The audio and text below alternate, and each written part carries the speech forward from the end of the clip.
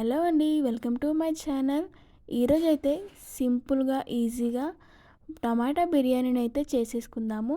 ముందుగా అయితే stove on చేసుకొని కుక్కర్ పెట్టేసి 3 టేబుల్ స్పూన్ ఆయిల్ వేసుకొని ఆయిల్ బాగా హీట్ ఎక్కాక సాజీరా, జీలకర్ర, అలాగే బిర్యానీ ఆకు, 2 పచ్చిమిర్చీలు, అలాగే కట్ చేసి పెట్టుకున్న ఉల్లిపాయ ముక్కలు అయితే వేసేసుకొని బాగా ఫ్రై చేసుకోవాలి.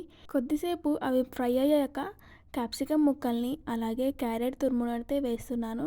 కొందరికి క్యారెట్ కట్ చేసి ముక్కల్ని వేసైతే అస్సలు నచ్చదు, తీసేసి పారేస్తుంటాం కదా. ఇలా తురుము వేసుకుంటే అలాగే తినేసేయచ్చు. అలాగే బీన్స్ కూడా వేసుకున్నాను. అవి మొత్తం మగ్గిన తర్వాత కొంచెం అల్లం వెల్లుల్లి పేస్ట్ అయితే యాడ్ చేస్తున్నాను.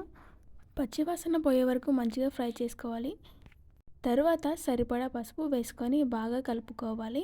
తర్వాత 4-5 టమాటాలని తీసుకొని మిక్సీ చేసుకున్నాను. ఎందుకంటే కట్ చేసి పెట్టుకుంటే దానిపైన ఉన్న పొట్టునైతే మనం మొత్తం ఏరిపారేస్తూనే ఉంటాం. ఇలా మిక్సీ చేసుకుంటే అలాగే నోట్లోకి వెళ్తుంది. సో మనకు ఏరే పని లేకుండా మిక్సీ పట్టుకుంటే మంచిదన్నమాట. తర్వాత తగినంత కారము, అలాగే గరం మసాలా, అలాగే ధనియా పౌడర్, టేస్ట్కి సరిపడా సాల్ట్ వేసుకొని బాగా కలుపుకోవాలి. కొద్దిసేపు మరగనిచ్చాక టమాటా స్మెల్ అనేది వచ్చేస్తుంది అనమాట, మనకే తెలిసిపోతుంది ఉడికిందా ఉడకలేదా అనేసి. కొద్దిసేపు ఒక 2-3 మినిట్స్ వరకు ఉంచుకుంటే టమాటా, అలాగే బీన్స్ ముక్కలు, క్యాప్సికమ్ ముక్కలు అనేటివి మగ్గిపోతాయి. తర్వాత బిర్యానీ మసాలా వేసుకోవాలి. బిర్యానీ మసాలా వేసుకుంటే స్మెల్ అనేది కమ్మగా ఉంటుంది కదండి.